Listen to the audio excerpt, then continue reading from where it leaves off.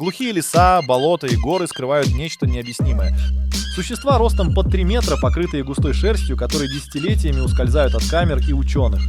Я собрал самые шокирующие кадры, после которых вы уже никогда не будете прежним. Готовы узнать правду? Тогда присаживайтесь поудобнее. Темные леса Северной Америки скрывают одну из самых загадочных тайн современности. Там существо, которое вот уже более 100 лет будоражит умы ученых, криптозоологов и простых очевидцев. Его называют Бигфутом, Сасквачем, лесным человеком.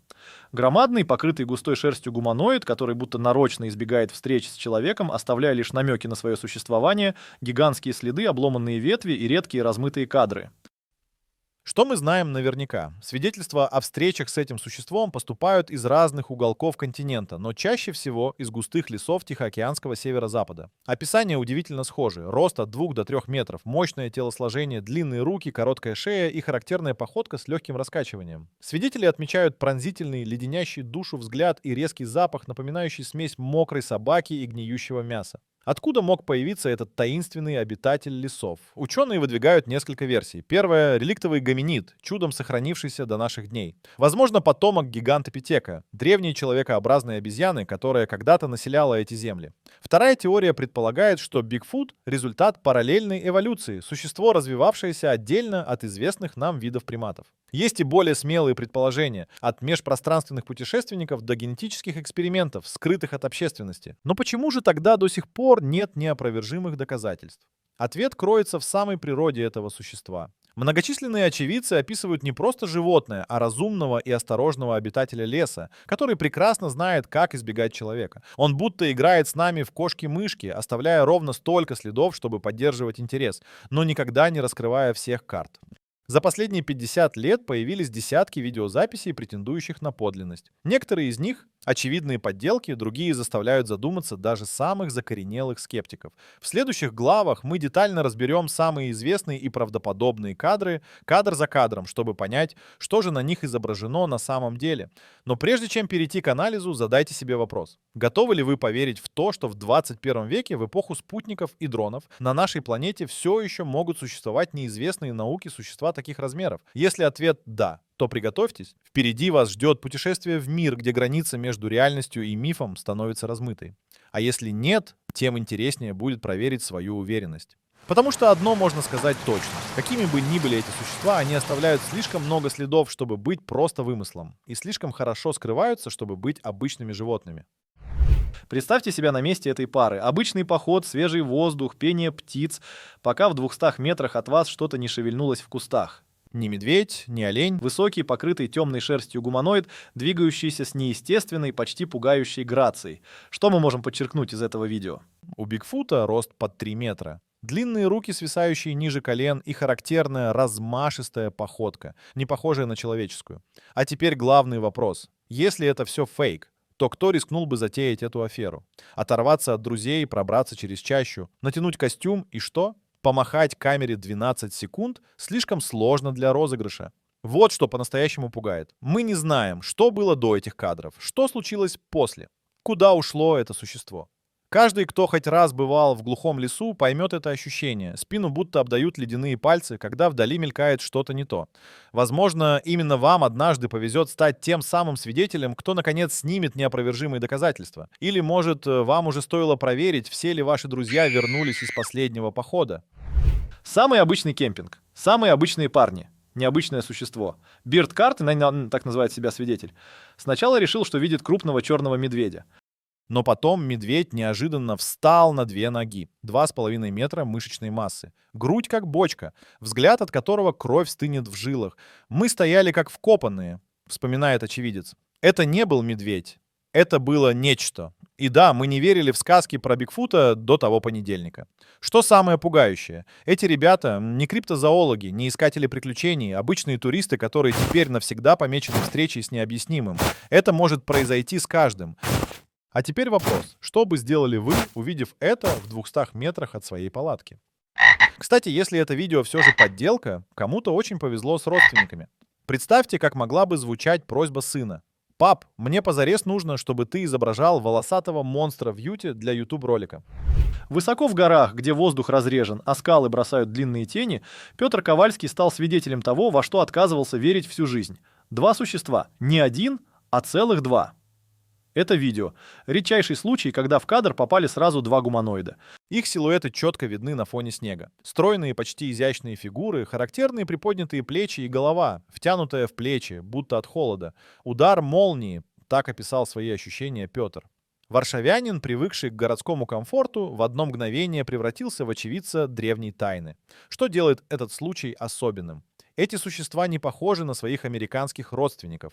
Они — продукт гор, имеют более легкое телосложение, особенную посадку головы и необычно двигаются. И главное, их было двое. Это меняет все.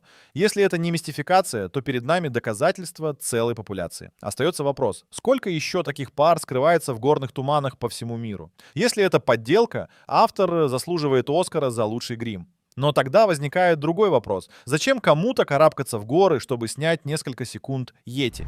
О, вот он идет. Эта фраза вошла в историю криптозоологии. Просто буднично, без пафоса. Именно так встречают нечто, что должно перевернуть твое представление о мире. Фрименовские кадры — серебряный призер в Олимпиаде доказательств. Уступают только Паттерсону Гимлину, но о них мы поговорим чуть позже. В этом ролике прекрасно все. Четкий, ясный кадр. Существо, идущее через весь план. Та самая фирменная походка Бигфута. Но вот в чем загвоздка. Последние годы интернет заполонили жалкие подделки. Все эти бигфуты ковыляют, как пьяные медведи, опустив голову и волоча ноги. Как вы думаете, настоящие бигфуты действительно так ходят? Это результат жизни в диких лесах? Или, может, все эти подделки сделаны теми, кто никогда не видел оригинальные кадры Фримена, которые я только что вам показал? Лично я верю, что существо на видео Фримена двигалось именно так, как должно двигаться нечто, что не хочет быть найденным. Медленно, осознанно, без лишних движений. И если однажды вам покажется, что в лесу кто-то идет за вами, вспомните эту фразу. Возможно, вам тоже захочется прошептать: «О, вот он идет». Представьте, знойное флоридское утро, два друга на каноэ и внезапно тень. Не просто тень, а нечто высокое, невероятно стройное и чернее самой темной ночи. Мэтт МакКейми даже не подозревал, что станет свидетелем одного из самых жутких и убедительных видео с скунсовой обезьяной, так называют южного собрата легендарного Бигфута. Что делает эти кадры особенными? Во-первых, рост существа под 3 метра, если не больше. Во-вторых, его движения в воде неестественно плавные, почти мистические. В-третьих, та самая коническая голова, которая встречается в десятках свидетельств по всему миру.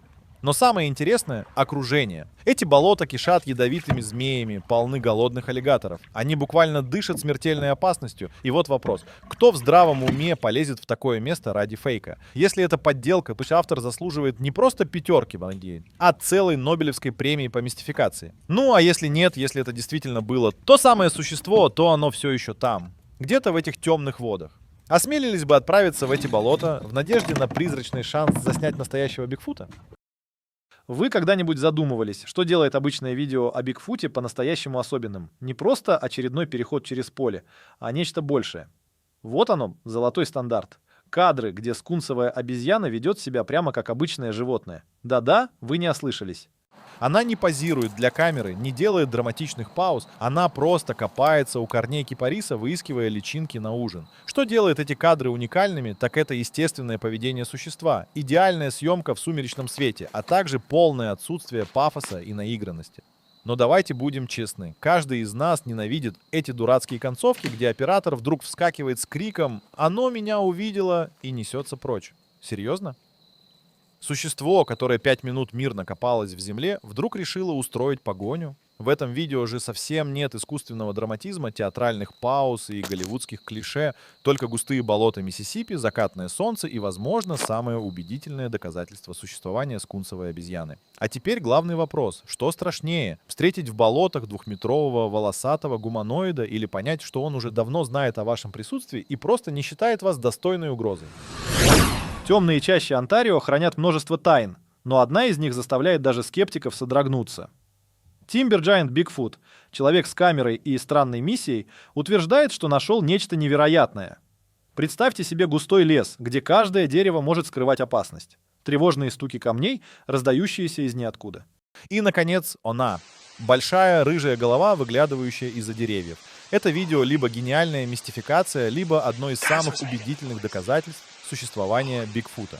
Но это видео все равно можно считать достаточно спорным. Сомнение вызывает сам оператор. Он явно персонаж неоднозначный.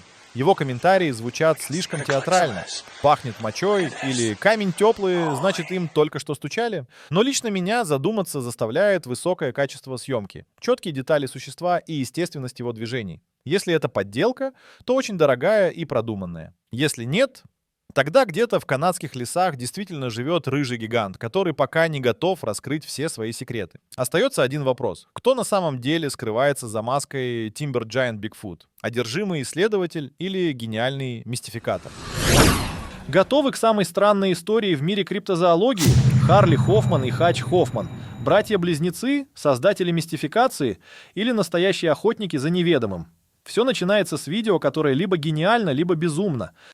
Кадры, от которых мурашки по коже. Мы можем рассмотреть существо в мельчайших деталях с невероятно близкого расстояния. Я также отмечаю поразительное сходство с классическими кадрами Паттерсона Гимлина, которые мы рассмотрим с вами совсем скоро. Но вот что смущает. Хач, брат Харли, снял документалку про поиски Санта-Клауса. Да-да, вы не ослышались. И он везде утверждает, что Харли прославился этими кадрами и якобы запечатлел настоящего Деда Мороза. Это очень странно, ведь его кадров почти никто не видел. А видео, которое вы только что увидели, они сняли мимоходом, пока гнались по следам того, кто по небу развозит детям подарки. У меня полно вопросов. Почему видео обрывается на самом интересном? Зачем в начале интервью с загадочным Харли? И главное, существо на записи. Это настоящий Бигфут или гениальный подделка? Или, может быть, сам Санта решил сменить имидж? Если это обман, то это шедевр мистификации. Если правда, мы стоим на пороге сенсации. Так что же это? Доказательство существования Бигфута или хитрый промо-ход для рождественского фильма? Решайте сами. Но помните, где-то в лесах Британской Колумбии, возможно, до сих пор бродит то самое существо. И оно точно не оставляет следов из сажи и не развозит подарки. Все начинается с видео, которое либо гениально, либо безумно. 53 года назад два бывших ковбоя, Роджер Паттерсон и Боб Гимлин, отправились в обычную конную прогулку по каньону Блав-Крик. Никто из них не подозревал, что этот день навсегда войдет в историю криптозоологии.